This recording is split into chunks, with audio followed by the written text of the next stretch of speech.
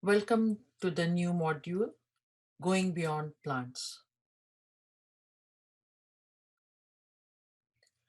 After completing this module, you should be able to explain the importance of integrating livestock in permaculture, understand and incorporate aquaculture practices in permaculture,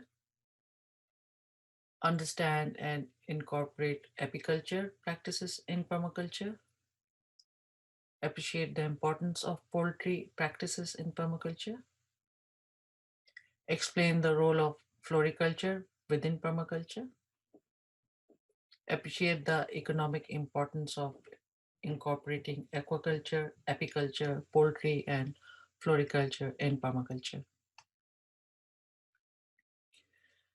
Industrial scale livestock and fishing. Industrial scale livestock ranching has led to destruction of habitats, decline of species, and water pollution. Every day, an estimated 137 plant, animal, and insect species are being lost.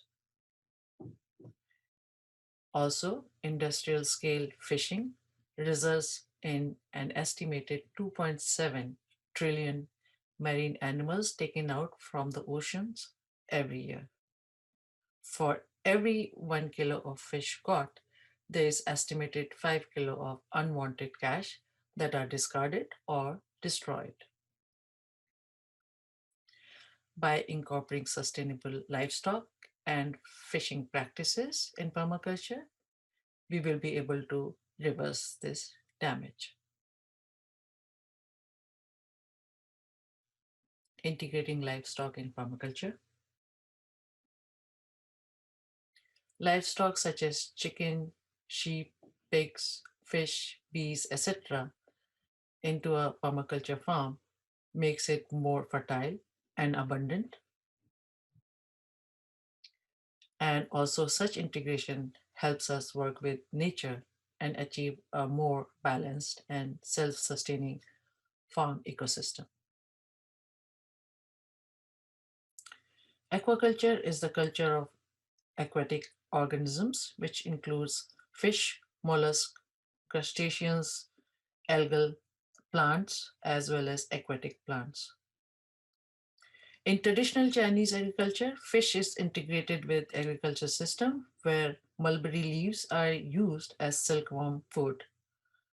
Once silk is removed from cocoons, silkworm pupae are used as fish feed. Fish waste is used as fertilizer for the mulberry trees.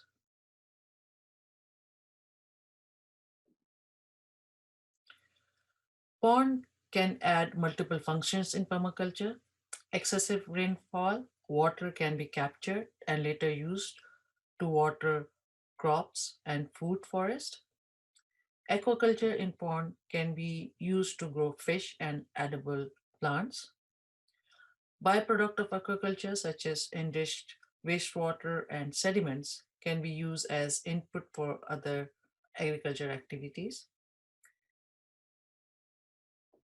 Kitchen, animal and crop waste can be used for pond fertilization in aquaculture that helps in stimulating production of phytoplanktons, zooplanktons, and bacteria, which in turn is used by fish.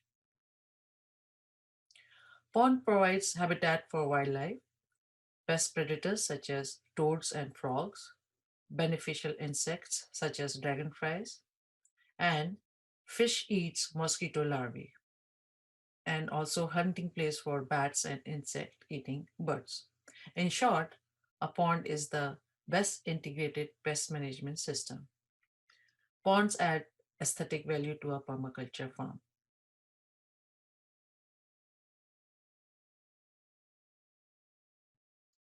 Here are few images that show how ponds can be incorporated into permaculture farm. Plants in aquaculture.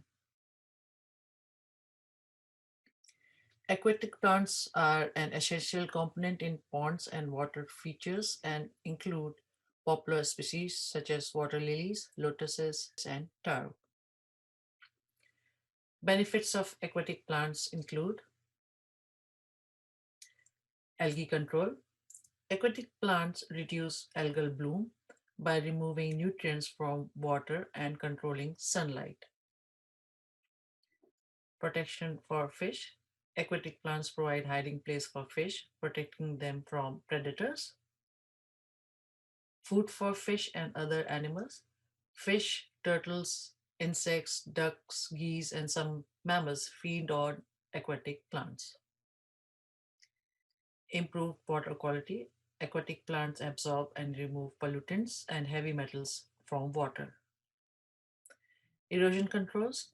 Large roots of aquatic plants stabilize the shoreline, reducing soil erosion from water waves. Aesthetics. Aquatic plants provide attractive flowers, interesting structures, colors, and depth. Plants in aquaculture. There are four types of aquatic plants. Submerged aquatic plants. These are the plants that thrive underwater, that have roots in the soil at the bottom, such as pondweed, bladderwort.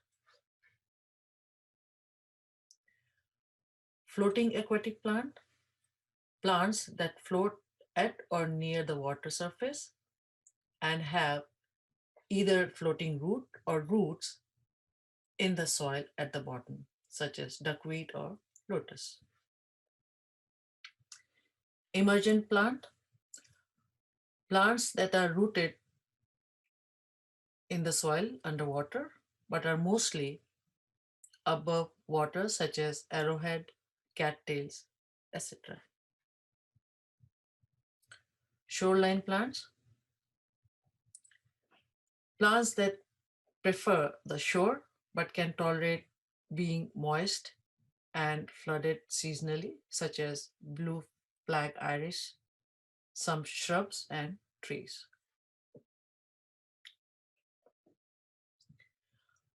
Polyculture within aquaculture. The fish and plants you select for your aquaculture should have similar needs, such as temperature and pH of water.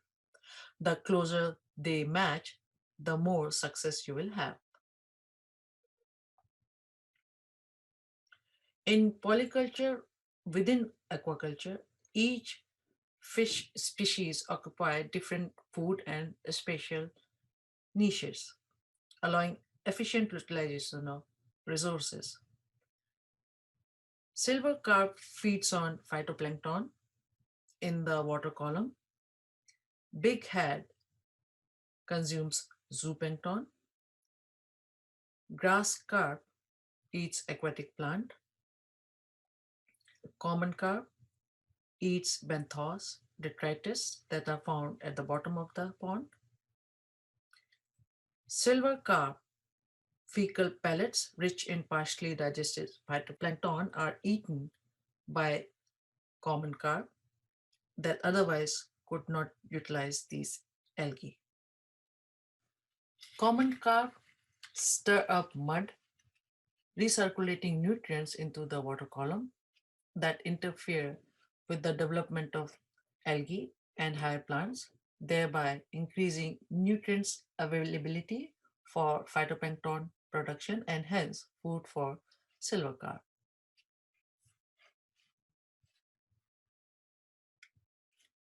Selecting climate specific fish species. The process of obtaining baby fish to grow into edible sized fish is similar to sourcing chicks, ducklings, etc. The first step is figuring out which varieties are best suited to your region, the specific condition in which you will raise them, and to your personal preferences. Select fish on the basis of ecosystem. Here are few fish species, their habitat and diet. Carp is a very resilient fish. It can survive in cold winter as well as hot summer. They can also adapt to any changes in pond, and they grow to be a very large fish. They are omnivorous. There are certain varieties of carp which are considered invasive. Tilapia. Tilapia can also survive in almost any weather, but they prefer temperature between 21 to 26 degrees centigrade. Tilapia is easy to breed and it's a fast growing fish, also omnivorous. However, certain varieties are considered invasive. Trout, they prefer cold water. The temperature range from 10 degree to 16 degrees centigrade in cold water. They are carnivorous. They grow slowly and are a bit temperamental to raise. Perch can survive any weather. Bottom feeding fish requires more space and more food. They are also slow to mature and they are considered starter fish because they can adapt to various conditions. Perch are omnivorous fishes. Bass prefers quiet, calm, and warm water, but they can adapt to any conditions. Bass also require more space and more food. They are carnivores.